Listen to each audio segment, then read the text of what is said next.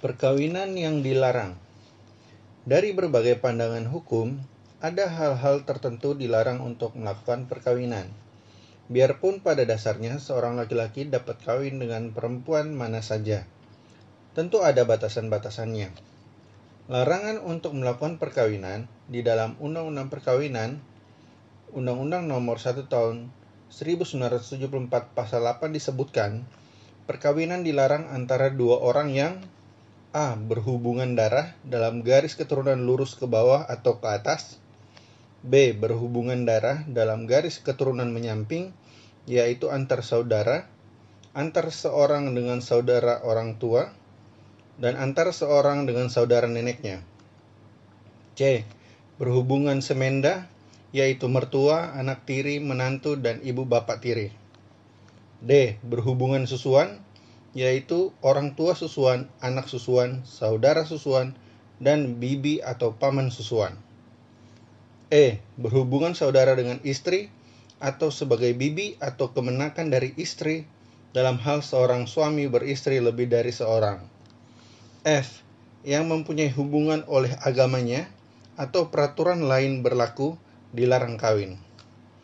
Larangan untuk melakukan perkawinan itu di dalam pandangan hukum Islam dengan tegas dijelaskan dalam Al-Quran pada surah Al-Baqarah ayat 221 disebutkan, jangan kamu nikahi wanita-wanita musyrik sebelum mereka beriman.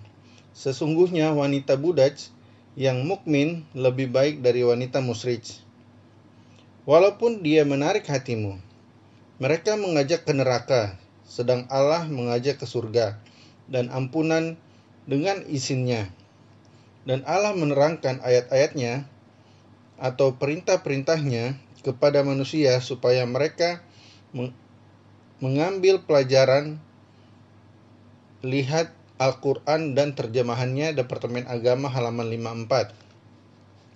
Larangan untuk melakukan perkawinan ini disebabkan pula suatu hubungan darah yang sangat dekat, yang pula menjadi sebab perkawinan dilakukan. Larangan ini termuat dalam surah An-Nisa ayat 23 yang menyebutkan, diharamkan atas kamu mengawini ibu-ibumu, anak-anakmu yang perempuan, saudara-saudaramu yang perempuan, saudara-saudara bapakmu yang perempuan, saudara-saudara ibumu yang perempuan, anak-anak perempuan dari saudara-saudaramu yang laki-laki, anak-anak perempuan dari saudara-saudaramu yang perempuan, ibu-ibumu yang menyusukan kamu, saudara perempuan sepersusuan, ibu-ibu istrimu atau mertua, anak-anak istrimu yang dalam pemeliharaanmu dan istri-istrimu yang telah kau campuri. Jika kamu belum campur dengan istrimu dan sudah kamu ceraikan, maka tidak berdosa kamu mengawininya. Dan diharamkan bagimu istri-istri anak kandungmu atau menantu dan menghimpun dalam perkawinan dua perempuan yang bersaudara, kecuali yang telah terjadi pada masa lampau. Sesungguhnya Allah Maha Pengampun lagi Maha Penyayang. Lihat Al-Quran dalam terjemahannya Departemen Agama halaman 120.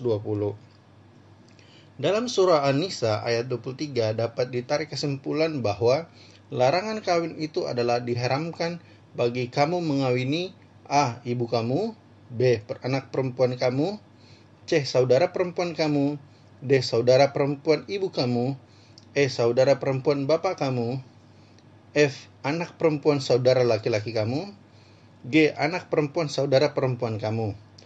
Larangan untuk kawin ini berlaku pula pada orang yang mempunyai hubungan susuan. Sebab hubungan susuan menjadi orang mempunyai hubungan kekeluargaan yang sedemikian dekatnya. Mereka yang sesusuan telah menjadi saudara. Dalam pengertian hukum perkawinan disebut saudara sesusuan. Tetapi pendekatan ke dalam saudara sesusuan tidak menjadi hubungan persaudaraan sedara untuk terjadinya saling waris, karena sedara dalam hukum kewarisan. Larangan dalam hubungan sesusuan dalam surah An-Nisa tersebut disimpulkan bahwa diharamkan bagi kamu mengawini H. Ibu kamu, I. Saudara perempuan sesusuan kamu. Lihat Hukum Kekeluargaan Indonesia oleh Sayuti Talib, SH, halaman 53. Di dalam kitab Undang-Undang Hukum Perdata, perkawinan dilarang antara mereka yang satu dengan yang lain bertalian keluarga dalam garis lurus ke atas dan ke bawah, baik karena kelahiran yang sah maupun tak sah atau karena perkawinan, dan dalam garis menyimpang antara saudara laki-laki dan saudara perempuan, sah atau tidak sah. Perkawinan dilarang juga di antara antara ipar laki-laki dan ipar perempuan karena perkawinan sah atau tidak sah, kecuali si suami atau si istri yang mengakibatkan periparan itu telah meninggal dunia, atau jika karena keadaan tak hadirnya si suami atau si istri, kepada istri atau suami yang ditinggalkan oleh hakim diizinkan untuk kawin dengan orang lain. 2. Antara paman atau paman orang tua dan anak perempuan saudara atau cucu perempuan saudara, sepertipun antara bibi atau bibi antara orang tua dan anak laki-laki saudara atau cucu laki-laki saudara yang sah atau tak sah. X pasal 31 KUH Perdata. Di dalam beberapa hal yang diatur dalam pasal 30 dan 31 KUH Perdata di atas, maka Menteri Kehakiman dapat memberikan dispensasi, yaitu dalam alasan penting untuk melakukan perkawinan. Juga dilarang bagi mereka yang oleh putusan hakim terbukti telah melakukan persinahan atau overspell. Hal ini diatur dalam pasal 32 KUH Perdata yang menyebutkan barang siapa dengan putusan hakim telah dinyatakan salah karena berzina, sekali-sekali tidak diperbolehkan kawin dengan kawan berzinanya. Di dalam pasal ini dimaksud berupa larangan, jangan sampai terjadi hubungan yang asusila. Sebagai contoh, zina atau overspell di sini adalah hubungan di luar nikah antara seorang laki-laki yang belum beristri dengan perempuan yang sudah bersuami, atau hubungan antara perempuan yang belum bersuami dengan laki-laki yang telah beristri. Dengan demikian, kalau terjadi hal-hal di atas tadi, apakah dia telah melakukan zina harus ada keputusan hakim? Sehingga di antara pihak-pihak yang telah melakukan zina tadi dilarang untuk melakukan perkawinan.